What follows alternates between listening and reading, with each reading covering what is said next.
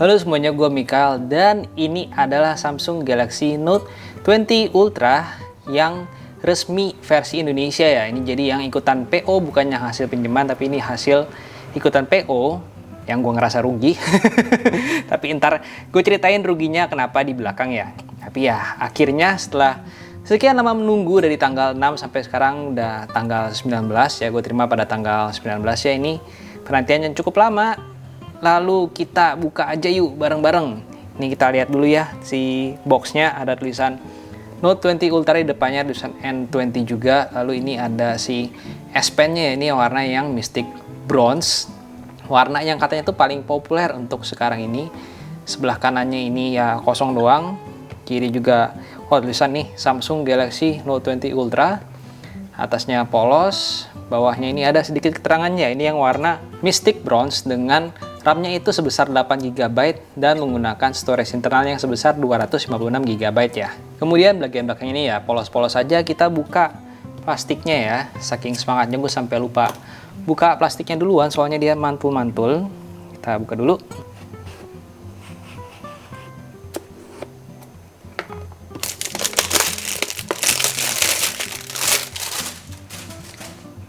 Ya, inilah si Note 20 Ultranya ya. Ini ada segel lagi, kita copotin dulu. Oke, dan inilah si Note 20 Ultranya, kita buka bareng-bareng. Iya, ini sih. Ada bungkusnya ya. Biasa di sini ada bungkus kecilnya ya. Ini bungkus kecilnya di sini, yang isinya ada si SIM card ejectornya. Tuh, copotin dulu. Ada SIM card ejectornya. Lalu ini kita coba buka isinya, dalamnya ada apa aja. Dalamnya ini ada panduan singkat ya, Kickstart Guide. Lalu kita pinggirin, ini udah kosong, isinya gitu doang. Ini ada si stiker IMEI-nya. Kemudian ini si Note 20 Ultra warna bronze, Mystic Bronze-nya yang ya cakep ya. Oke. Kita taruh dulu di samping. Lalu di sini ada pemisahnya. Kemudian di sini ada langsung kelihatan si kepala chargernya ya. Yang outputnya itu maksimal di 9 volt 2,77 ampere. Jadi maksimal outputnya itu di 25 watt ya. Kemudian di dalam sini ada dus kecil lagi. Ini yang harusnya adalah penjepit, bukan penjepit, si S Pen punya tipsnya ya, S Pen tip. Cuman ternyata gue salah, di sini kosong, nggak ada apa-apa, nihil ya. Ini cuman kertas buat jagaan doang. Gue nggak ngerti kenapa ada kayak ginian ya, kenapa jadi ya gitulah. Seingat gue ini dulu yang buat tipnya S Pen, cuman di sini nggak ada. Oke, kita lihat di sini ada kabel chargernya, yang tentu saja ini tipenya itu sudah Type C to C ya. Ini sama seperti yang di Note 10 dulu, C to C. Lalu di sini masih ada headsetnya ya, ini AKG. Tulisannya ada ya, kelihatan AKG, warnanya agak hitam, Sound by AKG atau AKG. Ini kita lihat ya, seperti ini penampakan si earphone dari AKG-nya ya. Ini ada colokan Type C-nya juga, jadi dia nggak ada converter lagi, langsung Type C ya. Kemudian di sini ada apa lagi? Di sini ada tip-tipnya. Nah, tipnya ini tip cadangannya, ada yang ukuran M dan ukuran bukan M, ukuran S dan ukuran L. Jadi biasanya yang terpasang itu yang ukuran M. Lalu model earphone-nya tuh seperti ini ya, yang in-ear punya. Kemudian di sini juga masih ada ini ya, ini tombol-tombol yang bisa kita tekan nih, tombol volume up, volume down. Lalu tengah juga bisa ditekan nih, tombol buat terima panggilan. Oke, kita pinggirin dulu dan saatnya kita buka si Note 20 Ultranya. Ini si Note 20 Ultranya ya, kita buka aja. Ini kletek dulu. Nah, lalu di sini masih ada stiker yang bisa kita kletek juga.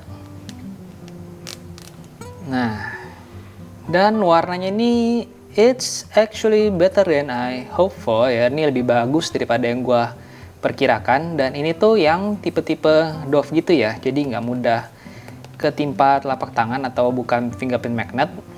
Dan ini warna dove-nya itu beda sama yang warna glossy ya, glossy yang warna putih kayak Note 10 Plus tuh seperti ini. Sedangkan kalau yang di Note 20 Ultra itu ya lebih ngedove, lebih apa ya, kayak frozen gitu deh. Cakep, bener ini sih cakep ya. Untuk ukuran sih keduanya itu nggak gitu beda jauh ya, tapi itu mungkin kita bahas nanti. Kita minggirin dulu sih Note 10 Plus-nya dan kita balik ke Note 20 Ultra. Oke, di bagian sebelah kanan, akhirnya Samsung mengembalikan posisi normal dari tombol power dan si tombol volumenya ini semua di sebelah kanan. Kalau di Note 10 Plus ini tuh semua di sebelah kiri ya nih, tuh tombol power dan tombol volumenya itu semua di sebelah kiri, sedangkan kalau di Note 20 Ultra udah pindah ke sebelah kanan. Ini adalah sebuah langkah yang baik. Oke, lalu di bagian sebelah kirinya kita bisa lihat ini semua polos ya, kosong, bahkan SIM card tray pun nggak ada di bagian sebelah kiri. Di bagian atasnya ini ada SIM card tray-nya nih, dan ada lubang mikrofon. Kita lihat dulu ya si SIM card tray-nya.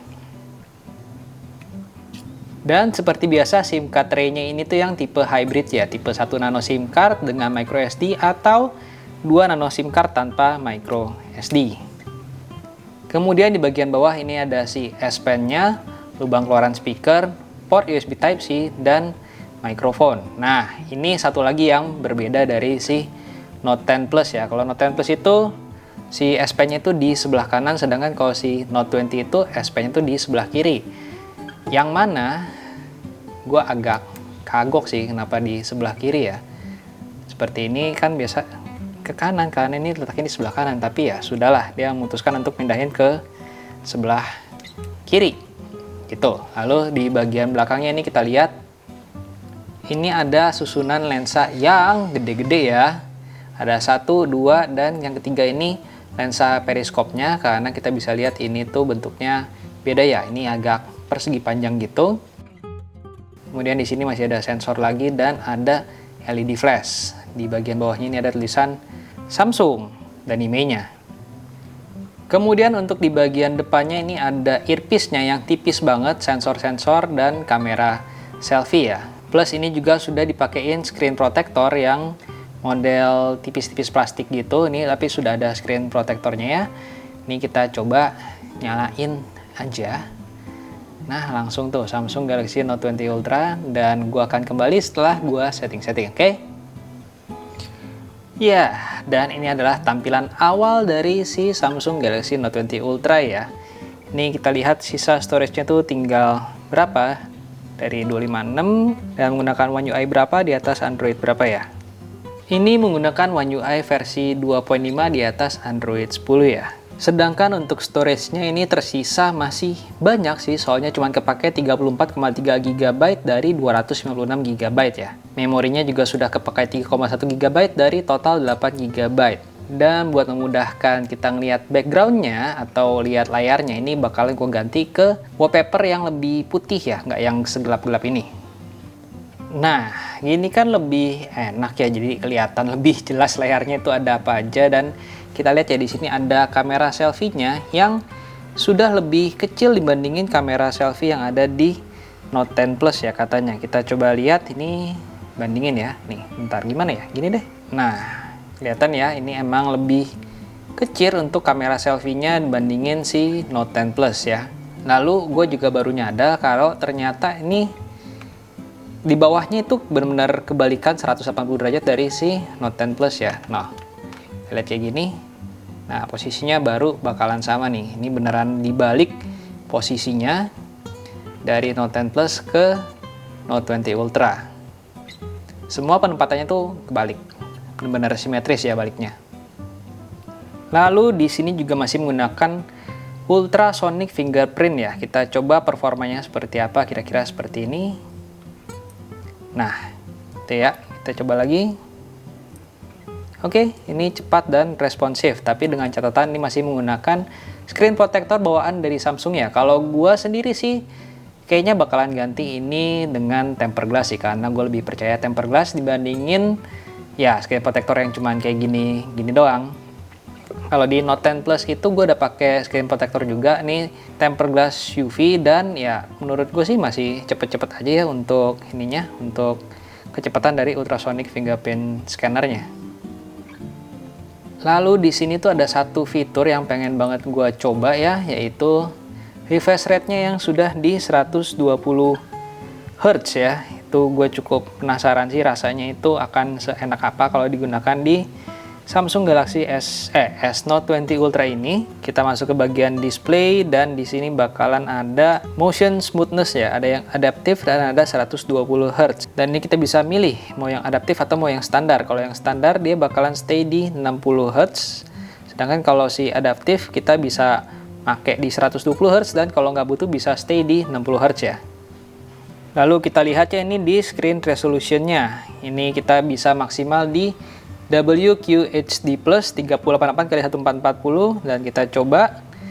Nah, sorry, kepencet, kita coba. Dan kalau kita coba ini high refresh rate itu nggak disupport di WQHD Plus ya. Ini bakalan berubah jadi 60 Hz untuk refresh rate-nya. Jadi kalau mau di refresh rate 120 Hz itu harus digunakan di Full HD Plus, bukan di WQHD Plus. Oke. Sekarang yuk kita coba masuk ke fitur kameranya. Looking for more modes. Nah, ini ya bla bla bla. Kita cobain. Oh ya, itu ada di more ya. Oke, kita lihat dulu ya dari sebelah kiri.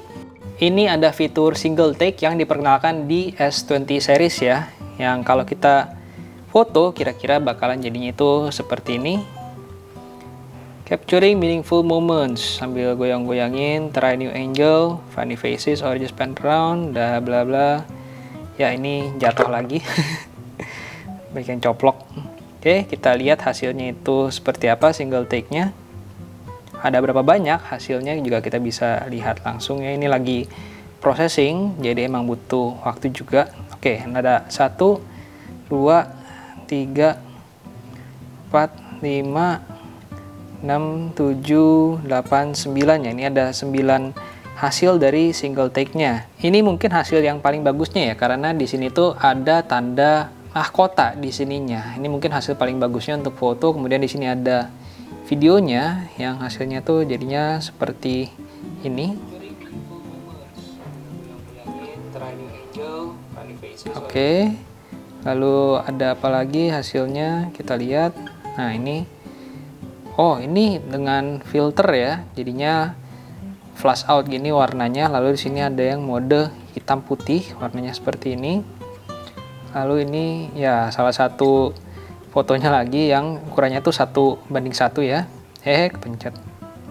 Kemudian di sini masih ada lagi yang mode fast forwardnya, tapi dengan musik juga. Seperti itu kira-kira. Kemudian di sini masih ada ya, balik ini ke foto lagi ya. Lalu masih ada yang kayak kayak gini, kayak bumerangnya. Dan terakhir ini ya foto lagi sih, cuma dengan format yang agak berbeda ya, ini 4:3. Lalu di sini ada mode foto yang kita bisa gunakan untuk mode ultra wide-nya, mode wide dan zoom-nya ya. Zoom ini bukan zoom digital, ini zoom optikal 5 kali. Lalu di atas ini ada settings, flash, timer on off. Ini bisa hingga maksimal di 10 detik ya. Lalu ada pilihan formatnya. Nah, di sini ada pilihan format 3:4 108 megapiksel ya. Ini yang baru karena emang sensornya itu udah 108 megapiksel ya, sensor Samsungnya. Kemudian ada pilihan 9:16, 1:1 dan yang full. Nah, lalu di sini ada mode motion photo on. Jadi ini kalau di foto ini ya sambil gerak-gerak ya nanti hasilnya ya. Kayak gini sih contohnya, ini kan foto yang mode berhentinya. Kalau di view gitu kita bisa lihat kalau ini tuh sambil gerak-gerak, tapi ya kita kiranya itu foto ya. Lalu di sini ada efek-efek filter-filternya lagi, filter dan face-nya, efek filter dan efek, ada yang create filter juga. Oke. Dan ada beautification-nya juga nih. Lalu di sini ada mode video, yang di sini juga ada mode super steady-nya ya. Jadi kalau super steady dinyalain tuh dia bakalan lebih stabil. Tapi kalau di super steady kita nggak bisa milih formatnya mau berapa. Ini nge-lock di 9:16. Untuk super steady-nya juga kita bisa pakai dua lensa ya, lensa yang wide sama lensa yang tele. Oke, lalu kita coba lagi, ada dia bisa ngerekam sampai di maksimal berapa ya? Bisa maksimal di 16:9 di 8K ya, di 24 fps maksimalnya. Nice, itu kayaknya sih mesti dicoba ya, karena ini gede, resolusinya itu 8K atau 8K. Untuk front videonya itu bisa maksimal di UHD 60 fps ya, untuk kamera depannya maksimalnya di UHD 60 fps. Lalu ada pilihan lagi nih Pro Video Size yang maksimalnya itu di 16:9 8K juga ya. Dan di sini tuh juga ada pilihan 21:9 ya. Ini bikin video kamu bakalan lebih sinematik karena dimensinya yang 21:9. Lalu di bagian more ini ada banyak mode lagi ternyata, Bixby Vision, AR Zone, Pro, Panorama, Food, Night, Live Focus Video, Pro Video, Super Slow Mo, Slow Motion, dan Hyperlapse. Ini banyak banget ya. Dan sekarang kita coba ya hasil keluaran suaranya itu seperti apa.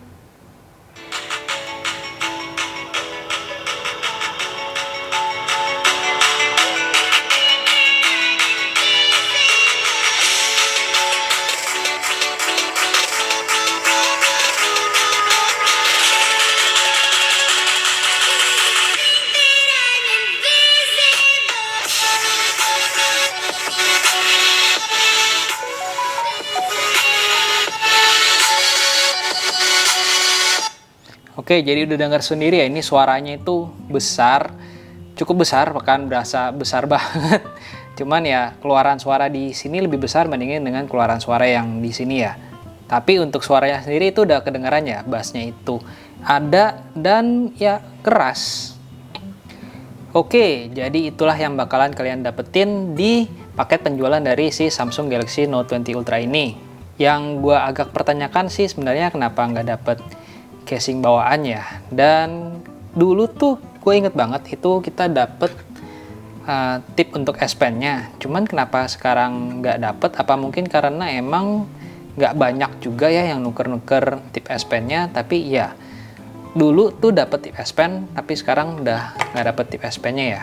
Lalu walaupun ya gue akui enak banget buat megang si Samsung Galaxy Note 20 Ultra ini dengan tanpa casing, tapi buat jaga-jaga sih gue bilang ya lu harus pakai casing lah biar minimal menjaga kalau jatuh itu ya nggak lecet atau nggak luka lah ya. Karena gue adalah tim casing, jadi sebenarnya tuh gue udah siapin cukup banyak pilihan casingnya ya. Contohnya ini ada ring case screen protector, lalu ada Spigen yang Tough Armor, ada juga Spigen yang Neo Hybrid, ada juga Spigen yang RS, ada juga yang Spigen Fusion X, dan ada juga yang Spigen Ultra Hybrid. Tapi ya mungkin gue akan bahas di video yang berbeda ya.